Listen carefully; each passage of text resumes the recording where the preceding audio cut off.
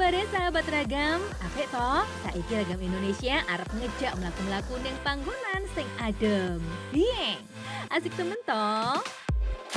Kuliner yang khas dari Banjarnegara, ada ketupat landan yang kemerahan dengan ayam petisnya yang enak.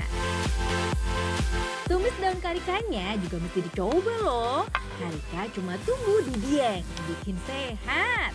Nggak cuma karika aja, sekarang ada komoditas bunga hias yang kini menjadi idola baru di dataran tinggi Dieng, Kala Lili. Ahai.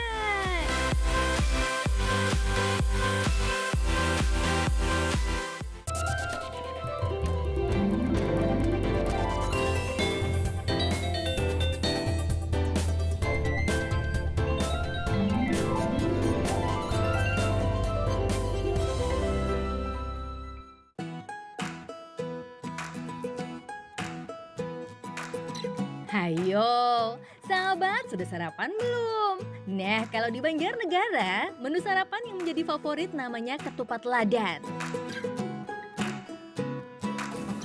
Perebusan ketupat menggunakan air abu dari pelepah pisang dan batok kelapa yang dibakar. Makanya soal rasa, dijamin lebih enak dan pulen. Bahan untuk membuat ketupatnya sih sama aja, terdiri dari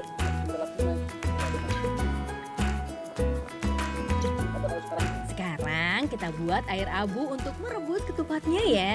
Bakar pelepah pisang dan batok kelapanya. Gak lama kok, sekitar 10 menit saja pasti sudah menjadi abu.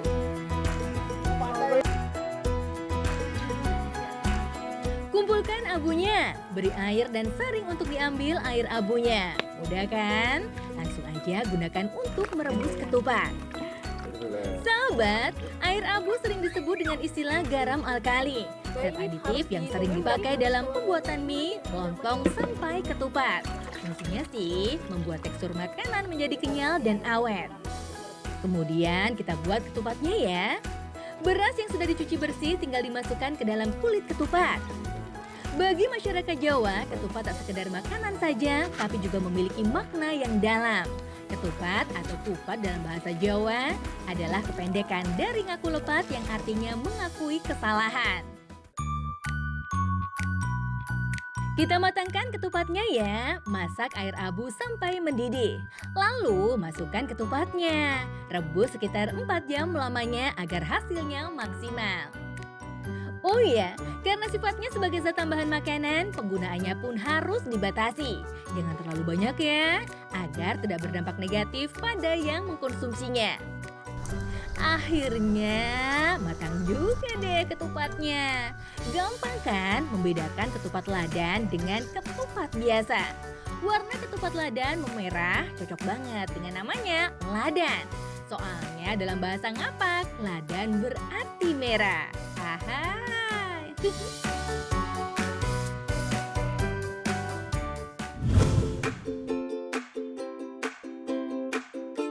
Ketupat ladan paling enak disantap dengan lauk patis ayam sahabat. Istimewa deh. Memasaknya nggak terlalu sulit kok. Bahan-bahannya adalah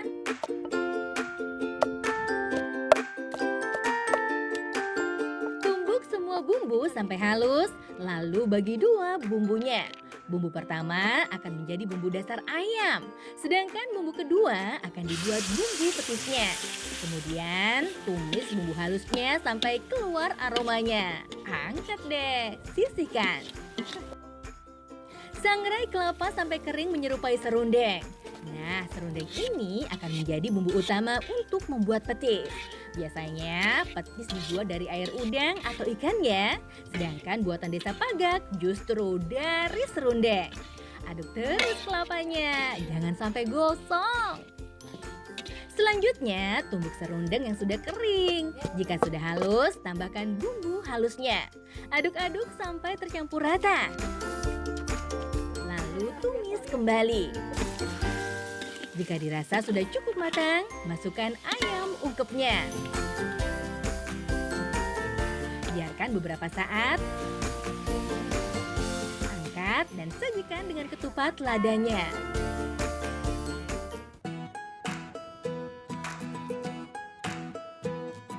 Wah, bener-bener enak ini ketupatnya. Rasanya kenyal dan khas, berpadu pas dengan petis ayamnya. Enak! Nggak cuma untuk sarapan aja loh, jika hari raya, ketupat ladan juga disajikan untuk menjamu tamu. Spesial pokoknya. Ahai!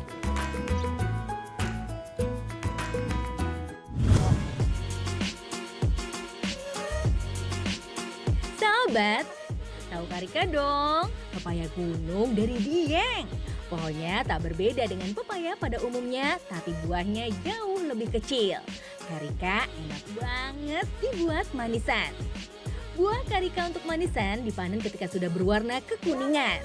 Tapi kok yang dipetik malah yang hijau sih? Jangan bingung sahabat, soalnya mau dibuat menjadi sayur. Loh, Pak, tapi ki esi ijo e.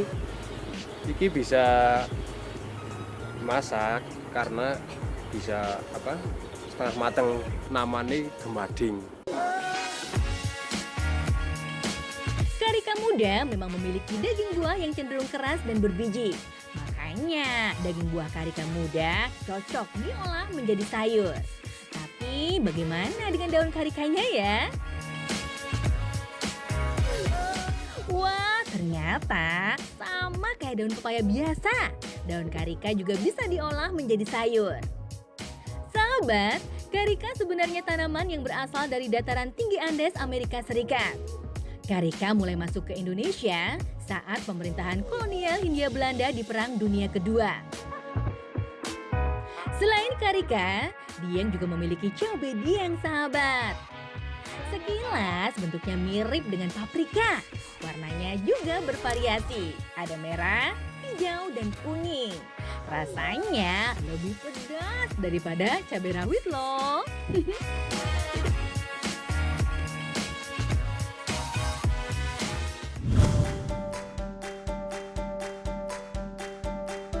Kita masak lagi yuk, aneka olahan berbahan buah dan daun karika Dieng. Siapkan dulu bahan-bahannya ya.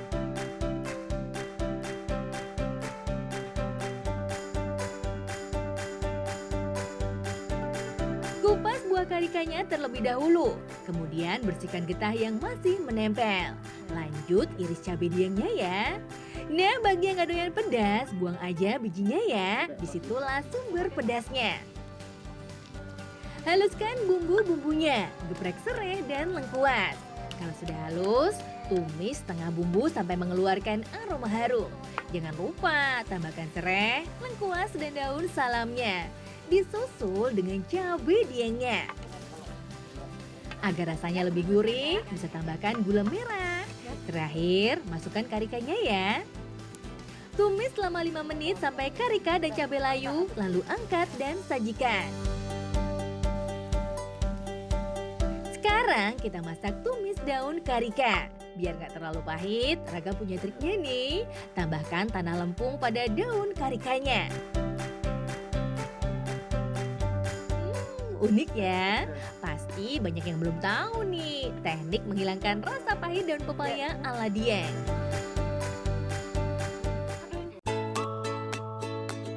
Jika tanah lempungnya sudah hancur, angkat deh daun karikanya. Lalu cuci kembali untuk membersihkan tanah lempungnya sampai bersih. Daun karika kini siap diolah. Iris-iris ya sahabat. Selanjutnya, tumis bumbu halus dan cabai Diengnya sampai mengeluarkan aroma harum. Masukkan daun karikanya. Jika sudah layu, tambahkan ikan teri dan sedikit gula merah dan garam. Sebentar saja sudah matang tuh, tinggal dinikmati. Sekarang buat ikan asin layurnya ya sahabat. Goreng ikan asinnya terlebih dahulu. Kalau sudah matang, angkat dan sisihkan. Lalu tumis bawang, tambahkan cabai Dieng dan gula merah. Biar makin sedap, tambahkan parutan kelapa. Terakhir, masukkan ikan asin layurnya ya sahabat. Komplit deh. Sahabat, tumis buah karika, tumis daun karika, dan tumis ikan asin adalah kuliner khas Dieng. Serba tumis ya, gampang buatnya juga. Ketiga sajian ini cocok disantap dengan nasi hangat. Endes deh.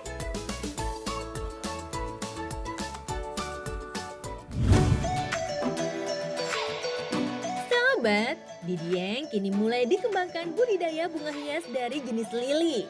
Wah, cantik banget ya bunga-bunganya. Jenis lili banyak banget. Namun yang ditanam di Dieng adalah jenis kala lili dan Astromeria atau Peruvian lili. Gampangnya sih disebut dengan bunga lili Peru, sahabat. Sekarang mulai banyak petani di Dieng yang tertarik menanam bunga lili. Soalnya selain harganya tinggi, perawatannya pun mudah dan murah. Dan tahan dalam berbagai kondisi cuaca. Menguntungkan pokoknya.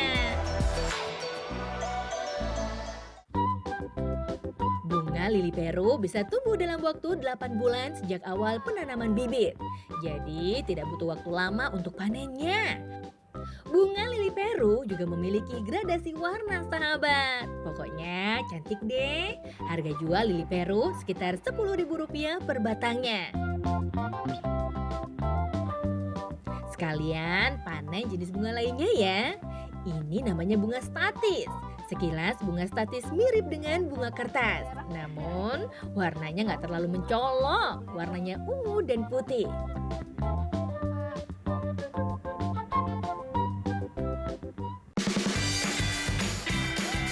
Oh iya, kalau bunga jenis kala lili memiliki ukuran bunga yang lebih besar dan nampak lebih kokoh dibandingkan bunga lili Peru atau statis.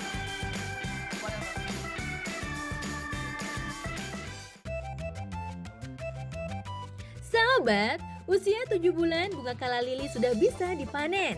Harga jualnya lumayan mahal, sekitar Rp35.000 per batangnya.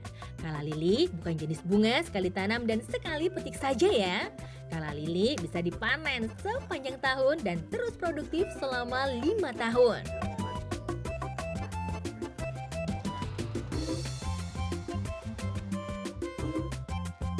Nah, sudah cukup nih bunganya. Kita coba rangkai ya. Pilih bunga yang diinginkan, sahabat. Lalu, potong batang bunga sesuai dengan kebutuhan.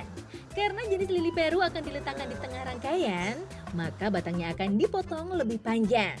Batang bunga statis juga dipotong lebih pendek agar terlihat lebih penuh ketika disusun nanti. Sedangkan batang jenis bunga kala lili dipotong sedikit saja ya. Nah, tinggal susun saja bunganya menjadi rangkaian yang cantik. Tata bunga lili Perunya terlebih dahulu. Disusul merangkai bunga statis pada pinggirannya. Terakhir, tata bunga kala lili sebagai pemanisnya. Wah, cantik dong. Siapa coba? Ahai.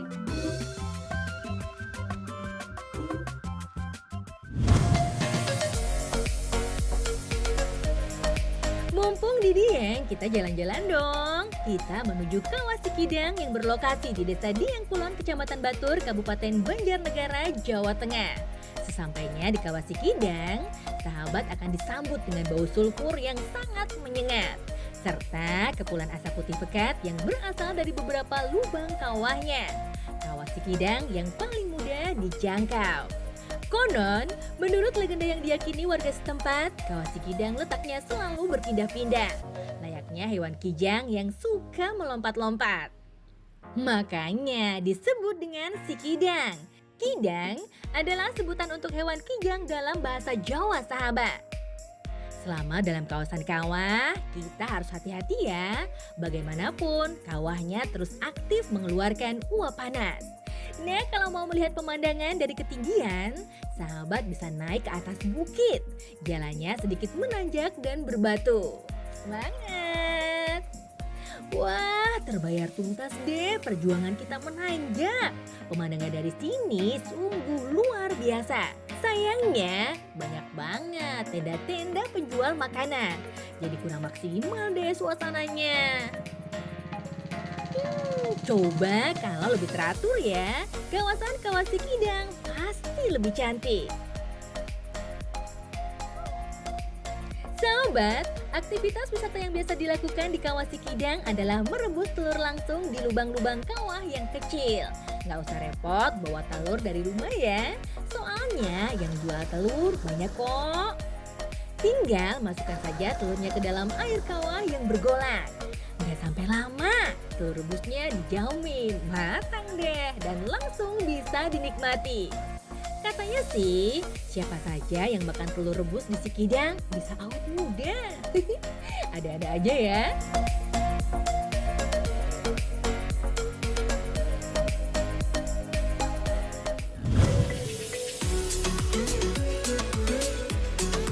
Buat jalan-jalan, perut jadi lapar lagi nih. Kedengeran lagi ah, kita cobain mie ongklok dari Diang yang oke punya. Pastinya cocok disantap ketika udara dingin. Jadi, hangat dong. Sobat, nama mie ongklok disebabkan cara memasaknya dengan cara diongklok-ongklok atau dicelupkan berkali-kali ke dalam air mendidih.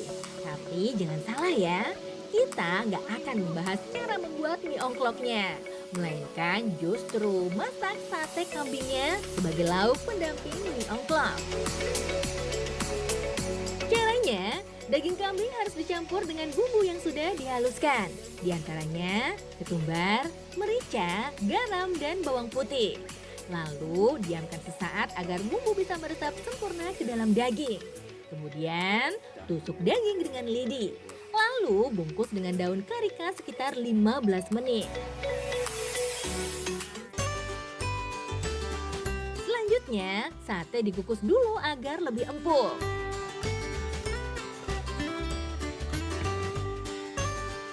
Lalu bakar sate di atas bara api. Jangan lupa bolak-balik satenya agar tidak gosong.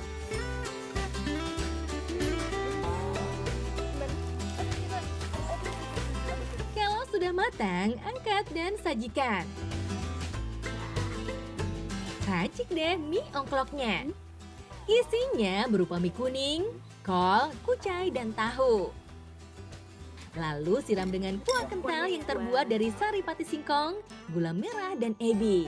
Mantap! Soal rasa jangan ragu ya, handus pokoknya. Mie ongklok dan sate kambing pas banget disantap pada suhu Dieng yang dingin. Jadi nggak bisa berhenti ngunyah sahabat. Nyam nyam nyam.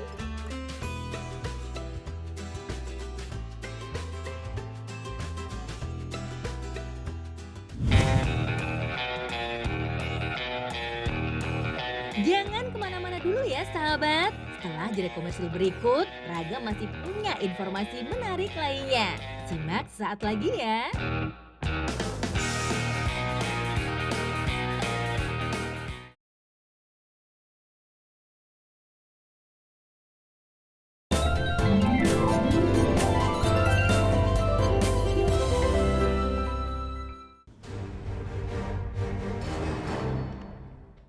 Duh, apaan sih tuh? Serem banget ih.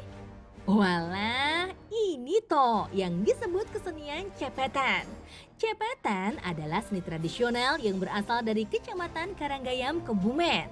Cepetan berasal dari kata cepet, sejenis makhluk halus yang hidup di hutan. Pantas saja ya, tampilannya menyeramkan ya sahabat. Sejarahnya, seni cepetan adalah bentuk perlawanan masyarakat setempat terhadap penjajah Jepang di Kebumen. Maklum saja, kala itu kehidupan serba sulit. Sehingga warga yang dipimpin seorang sesepuh desa berinisiatif membuka hutan angker sebagai permukiman. Sahabat, sekarang seni cepetan telah menjadi kesenian rakyat Kebumen. Pada setiap tanggal 17 Agustus, biasanya masyarakat Desa Watulawang menggelar pertunjukan cepetan untuk memperingati dan mengingat perjuangan para pahlawannya. Sahabat, para pemain cepetan awalnya hanya bertelanjang dada saja, tapi kini mereka menggunakan pakaian. Musiknya pun mengadopsi beberapa elemen musik modern loh. Sedangkan topeng yang digunakan menggambarkan karakter manusia, simbol hewan, dan simbol makhluk halus. Oh iya, pembuatan topeng tidak boleh sembarangan. Harus benar-benar yang ahli ya, karena membuatnya tidak menggunakan pola seperti dalam pembentukan wajah. Kayu untuk membuat topengnya dari pohon kapuk atau randu. Soalnya selain mudah didapat, kayu randu juga gampang dibentuk. Nah, setelah pembentukan topeng wajah, bagian dalam kayu dibuang disesuaikan dengan pemakainya agar nyaman dikenakan. Jika topeng sudah terbentuk, tinggal dicat. Warna yang digunakan tidak banyak kok, hanya hitam, putih, dan merah. Gunakan pelepah pohon aren untuk dijadikan bagian rambutnya. Bersihkan pelepah, lalu tata sedemikian rupa hingga menyerupai rambut. Gimana? Kalau sudah jadi, serem ya topengnya? Dulu, topeng cepetan memang dibuat di dalam hutan sahabat dan dikenakan untuk menakut-nakuti tentara Jepang. Cerdik ya para pejuang kita, merdeka!